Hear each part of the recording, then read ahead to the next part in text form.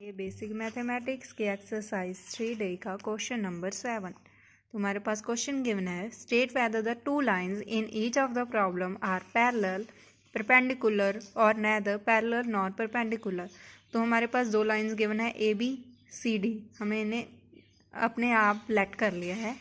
तो हमें प्रूव करना है कि ये पैरेलल हैं, परपेंडिकुलर हैं, पैरेलल नॉर परपेंडिकुलर। तो ये हमारी स्लोप वाली एक्सरसाइज है। तो ऑब्वियसली हमें स्लोप की मदद से इन्हें प्रूव करना है, पैरेलल परपेंडिकुलर या फिर नेदर पैरेलल नॉर परपेंडिकुलर। अगर ये दोनों तो स्लोप ऑफ ए बी को हम एम के साथ M1 के साथ डिनोट करेंगे और स्लोप ऑफ सी डी को हम M2 के साथ डिनोट करेंगे। अगर तो M1 इक्वल टू M2 आया तो हम उसे कहेंगे कि वो लाइन जो है पैरेलल है। अगर ए बी का स्लोप इंटू सी डी का स्लोप इज इक्वल टू -1 आया तो हमारी जो लाइंस हैं वो परपेंडिकुलर है। अगर ये दोनों ही नहीं आए तो इसका मतलब जो है हमारी लाइंस हैं वो ना ही पैरेलल है ना ही परपेंडिकुलर। तो देखते हैं फर्स्ट क्वेश्चन। इसमें हमारे पास ए बी लाइन 5 6 2 3 है और सी डी लाइन 9 -2 6 -5 है। तो इसमें मैंने x1 x2 y1 y2 के वैल्यूज़ लिख दी हैं। तो ए के पॉइंट्स मैंने x1 एंड y1 माने हैं, बी के पॉइंट x2 एंड y2 माने हैं। इसी तरह सी डी के केस में सी के points x1 y1 and D के पॉइंट्स x2 y2 माने हैं और मैंने इनकी वैल्यूज़ यहाँ पर लिख दी हैं। जब भी हमें दो लाइंस गिवन होती हैं, उनके पॉइंट्स गिवन होते हैं, जब भी हमें दो पॉइंट्स गिवन होते हैं तो हम उस पर फॉर्मूला लगाते हैं y2 - y1 over x2 - x1। A B के केस में हमारे पास दो पॉइंट्स गिवन है 5 6 एंड 2 3।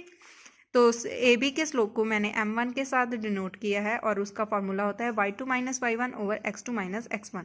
तो वैल्यूज पुट करेंगे 3 - 6 डिवाइडेड बाई 2 - 5। सॉल्व करेंगे, माइनस का 3 डिवाइडेड बाई माइनस का 3, माइनस के साथ माइनस कट हो गया, 3 के साथ 3 कट हो गया 1 पे। तो M1 की वैल्यू क्या आ गई 1। यहाँ पर हमारा -3 इसलिए आया क्योंकि 6 बड़ा था, यहाँ पर भी 5 बड़ा था। तो अब हम सॉल्व करेंगे M2 को। इसी तरह मैंने x1 x2 y1 y2 की वैल्यूज़ लिख दी हैं। स्लोप ऑफ सी डी को मैंने M2 के साथ डिनोट किया है और अगर दो पॉइंट्स गिवन हो तो हमारे पास स्लोप का formula y2 - y1 over x2 - x1 होता है। तो वैल्यूज़ पुट करेंगे, -5 माइनस का 2 डिवाइडेड बाई x2 - x1। तो -5 minus minus plus 2 divided by 6 - 9 minus का 3। तो हमारे पास आ गया माइनस का 3, 5 -2 -3 क्योंकि 5 जो बड़ा है, माइनस का 3 के साथ 3 1 पे कट हो गया, माइनस के साथ माइनस कट हो गया, 1 आ गया। तो हमारे M1 जो है उसकी वैल्यू क्या M2 के इक्वल है जी। इसकी भी वैल्यू 1 है, इसकी भी वैल्यू 1 है। तो M1 is equal to M2, therefore lines are parallel. ठीक है, ये हमारा फर्स्ट पार्ट सॉल्व हो गया। अब हम इसका करेंगे सेकंड पार्ट। तो अब हम करेंगे इसका सेकंड पार्ट। मैंने A B and C D दो लाइंस थी, उनके पॉइंट्स जो लिख दिए हैं। ए के points x1 y1 and B के पॉइंट x2 y2, सी के points x1 y1 and x2 y2, D के पॉइंट्स हो गए।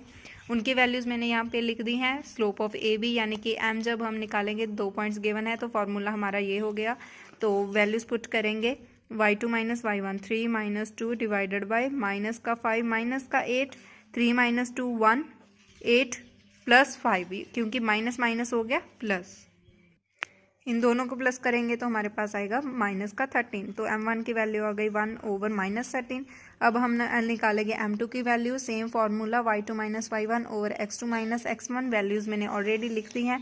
तो वैल्यूज़ को करेंगे पुट, 15 माइनस का 6 डिवाइडेड बाई 3 माइनस का 16। तो इन्हें सॉल्व करेंगे तो हमारे पास आएगा 9 डिवाइडेड बाई 13। तो अब हम देखेंगे कि M1 M2 इक्वल है। पैरेलल के केस में हम M1 इक्वल टू M2 देखते हैं। तो M1 और M2 जो है इक्वल नहीं है, इसका मतलब लाइंस पैरेलल नहीं है।